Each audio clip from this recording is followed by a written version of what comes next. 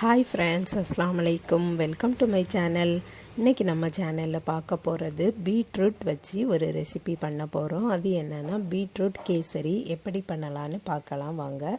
ரொம்ப சாஃப்டான டேஸ்டான பீட்ரூட் கேசரி இன்றைக்கி நம்ம சேனலில் பண்ண போகிறோம். அதுக்கு முன்னாடி நம்ம சேனலை இது வரைக்கும் சப்ஸ்கிரைப் பண்ணலைன்னா சப்ஸ்கிரைப் பண்ணிடுங்க. பக்கத்தில் இருக்க பெல் ஐக்கானையும் கிளிக் பண்ணிடுங்க. இந்த ரெசிபிக்கு ஒரு பீட்ரூட் தேவை. பீட்ரூட்டோட தோலை எடுத்துட்டு இதை ஜூஸ் அடித்து எடுத்துக்கலாம். அதுக்கப்புறம் ஒரு பேனில் 1 கப்பு ரவா போட்டு வறுத்துட்ருக்கேன். நெய்யில் வறுத்துட்ருக்கேன். நம்ம சேனலில் இதுக்கு முன்னாடி பைனாப்பிள் கேசரி பண்ணியிருக்கோம். இப்போ நம்ம பீட்ரூட் கேசரி பண்ண போகிறோம்.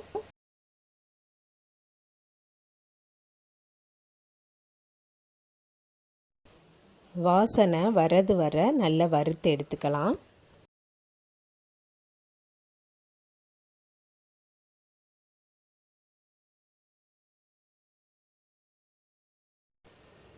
ஒரு கப்பு ரவைக்கு 3 கப்பு தண்ணி ஊற்றணும். நம்ம அதுக்கு பதிலாக 3 கப்பு பீட்ரூட் ஜூஸை ஊற்றிட்டுருக்கோம். பீட்ரூட்டில் கேசரி பண்ணிகிட்ருக்கோமே, பீட்ரூட்டோட ஃப்ளேவர் வராதா அப்படின்னு நினைக்காதீங்க. ஃப்ளேவர் வரவே செய்யாது. நம்ம சாதா கேசரி திங்கிறது போலவே தான் இருக்கும். ரெட் ஃபுட் கலர் போட்டது போலவே இருக்கும். யாரும் கண்டுபிடிக்கவே மாட்டாங்க.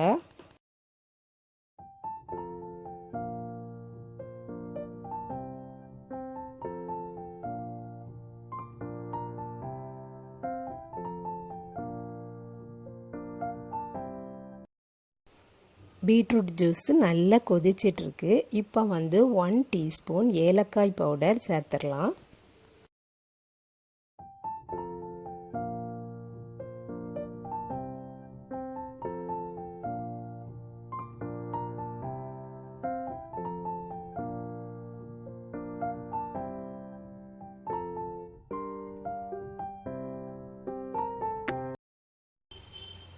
நல்லா கொதிச்சாச்சு. இப்போ வறுத்த 1 கப்பு ரவையையும் சேர்த்துடலாம்.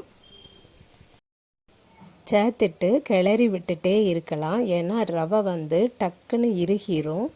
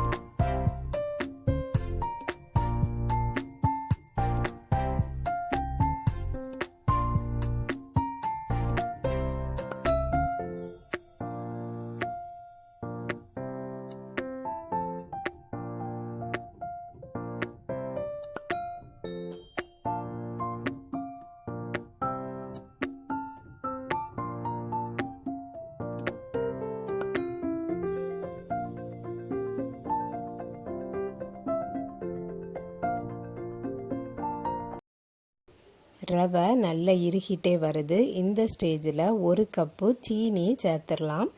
நல்ல ஸ்வீட்டாக வேணும் அப்படின்னா 1/4 கப்பு கூட சேர்த்துக்கிடலாம்.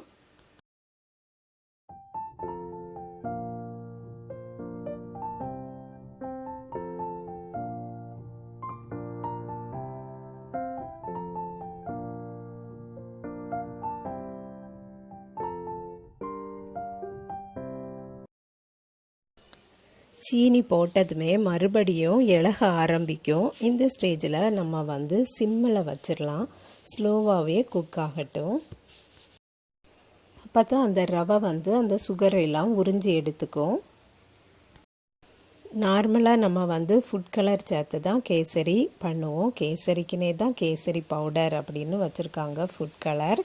இப்போ நம்ம ஃபுட் கலர் எதுவுமே சேர்க்காமல் பீட்ரூட் சத்தான பீட்ரூட் வச்சு நம்ம இந்த கேசரி பண்ணியிருக்கோம். இயற்கையான கலரில் நம்ம இந்த கேசரி பண்ணியிருக்கோம். கேசரிக்க கலர் அந்த எல்லோ கலரில் நமக்கு கேசரி வேணும் அப்படின்னா இதே மாதிரி கேரட்டை யூஸ் பண்ணி கூட நம்ம அந்த கலரில் ஆரஞ்சு கலரில் நம்ம கேசரி பண்ணலாம்.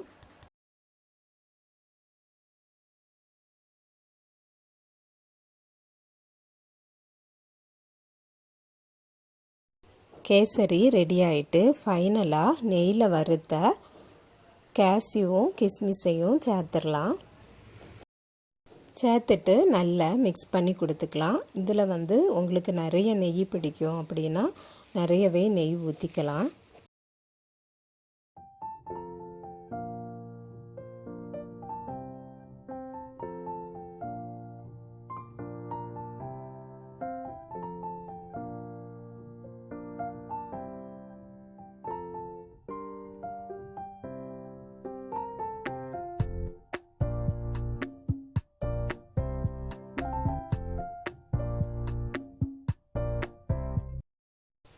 நல்லா கிளறிட்டு இந்த ஸ்டேஜ்லேயே நம்ம அடுப்பை ஆஃப் பண்ணிடலாம்.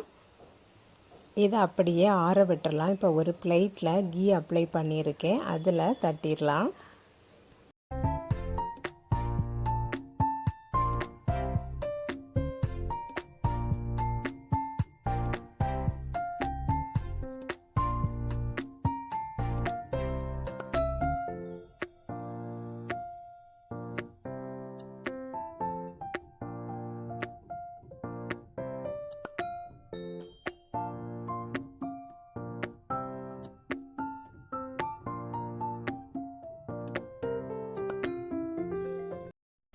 நல்லா டைட்டாக இதே போல் வச்சுட்டு அப்படியே ஆற விட்டுறலாம். ஆறுனதும் துண்டு வெட்டதுக்கு கரெக்டாக வரும்.